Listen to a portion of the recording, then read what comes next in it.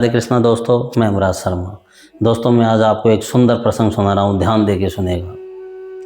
दोस्तों, दामोदर स्वामी जी थे जो बिहार के कीर्तिपुर में जन्मे थे, जो ब्राह्मण परिवार से थे। वो श्रीमद् भागवत जी के बहुत प्रचंड विद्वान थे, बहुत बड़े विद्वान थे। उन्होंने अपनी भगवत भक्ति से कई जीवों का शिष्यत्व करके उद्धार किया। वो अक्सर वृंदावन जाते आते रहते थे। तो उनकी मुलाकात एक बार लाल स्वामी जी से हुई। लाल स्वामी जी से उनकी मुलाकात हुई तो वो वृंदावन में रहने लगे। वृंदावन में रहते और उनकी भगवती से जो कोई उनको मिल जाता, धन वगैरह जो उनको मिलता, उनसे वो साधु संतों की सेवा करते और राधा वल्लभ लाल जी को, ठाकुर जी को भोग लगाते। और उन किसी को इतना एहसास नहीं होने देते कि ये काम उन्होंने किया है। कोई उनसे पूछता ये कौन करता है तो बोल देते कोई भक्त है वो कर रहा है। यानी दामोदर स्वामी जी अपने ऊपर नहीं लेते थे कि ये काम मैंने किया है, कि मैं भोग लगा रहा हूँ, मैं प्रसादी बांट रहा हूँ, मैं साधु संत सेवा कर रहा हूँ। ये वो नहीं करते थे, ये दिखावा वो नहीं करते थे। वो बोल देते थे कोई भक्त आया, गुप्त भक्त है, वो करके चला गया, ऐसे वो बोलते थे। तो राधा वल्लभ लाल जी की और यमुना जी की सेवा पूजा करते थे।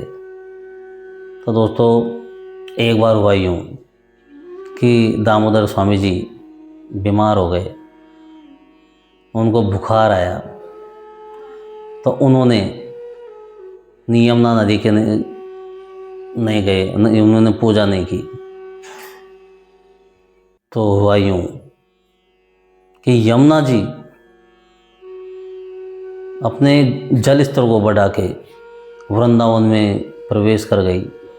बाजार में, गलियों में सब जगह पानी पानी हो गया।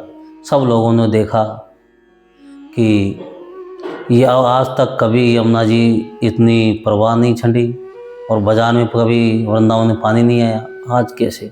सबने माँ यमुना जी से पूजा की, अर्चना की, माँ यमुना का ध्यान किया, लेकिन यमुना माँ के ऊपर कोई फर्क नहीं पड़ा। वो यूं की यूं बढ़ती रही। फिर एक बार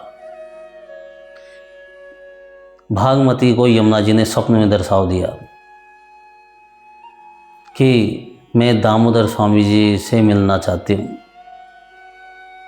तो ये बात जब स्वप्न में उनका टूटा तो उन्होंने ये बात वहाँ के निवासियों के साथ दामोदर स्वामी जी को सुनाई उनके समक्ष कि आज स्वप्न में ये हुआ। अब दामोदर स्वामी जी इस बात को जानते थे कि 2 दिन हो गए हैं, सेवा पूजा हुई नहीं है, कि माँ की मेरे ऊपर इतनी कृपा है।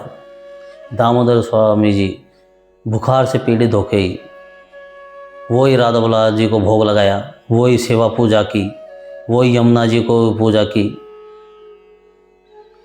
तब जाके यमुना माँ अपने जल स्तर से धीरे धीरे 1.5 घंटे के बाद अपने लेवल में चली और वो सारा पानी अपने लेवल में बहने लगा पहले की तरह। तो दोस्तों, ये दामोदर स्वामी जी की भक्ति थी उच्च कोटि की, कि माँ यमुना भी उनसे दर्शन करने गई थी। विचार कीजिए कि भक्त के आगे भगवान भी। फिर एक बार हुआ यूँ कि जब दामोदर स्वामी जी भगवान का ध्यान कर रहे थे, सेवा पूजा कर रहे थे, तो उनकी उस भक्ति की वजह से बहुत सा धन इकट्ठा हो गया था। बहुत धन आया उनके पास, सब लोगों ने उनकी जय जयकार की। तो उनके पास धन रखा हुआ था। तो जब वो भगवान का ध्यान कर रहे थे तो 2 चोर, ब्रजवासी के ही 2 चोर आए। उन्होंने चोरी करने आए तो अपनी अपनी गांठ बांध ली। दामोदर जी को ये सब पता था कि चोर चोरी कर रहे हैं, लेकिन उन्होंने ये भाव रखा कि धन भी भगवान का और चोर भी मेरे भगवान के।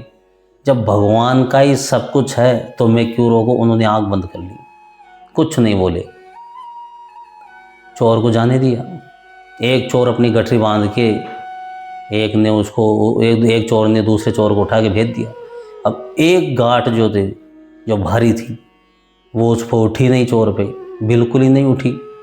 तो दामोदर स्वामी जी ने पूजा को, क्योंकि वो जानते थे कि सब भगवान है, ये भगवान का ही काम है, धन भी भगवान का, और ये जो चोर है इसमें भी मेरे ठाकुर जी, उन्होंने सर्वोपरि जो ठाकुर जी की माया है ये सोच के अपनी पूजा का ध्यान भंग किया।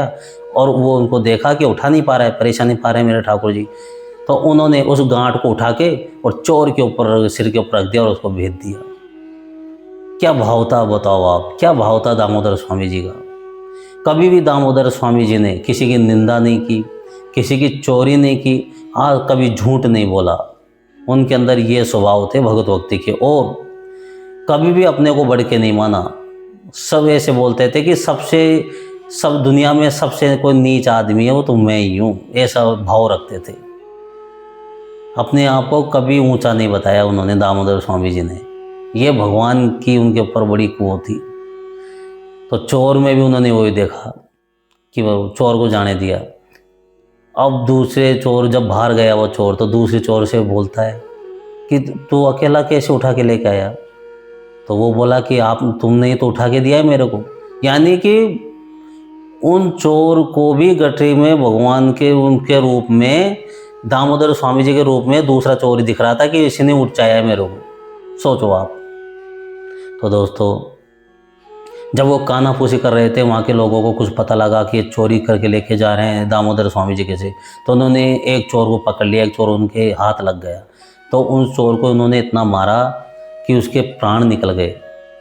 जब उनको इस बात का पता लगा दामोदर स्वामी को, तो उनको बड़ा दुख हुआ। वो वहाँ गए, उनको बड़ा दुख हुआ कि चोर कि इन्होंने मार दिया है। तब उन्होंने उस धन का, जो गठरी का धन था, उनको बेच के उनके पैसे से भगवराधा लाल जी को, भगवान ठाकुर जी को भोग लगाया, गंगा में यमुना जी का पूजन किया, और उस चोर के निमित्त वो सारे काम किए। इसलिए किए कि वो ऐसे बोलते, दामोदर स्वामी जैसे बोलते हैं कि जिस धन के लिए एक चोर ने अपने प्राण त्यागे हैं, वो धन उन्हीं के निमित्त लगेगा।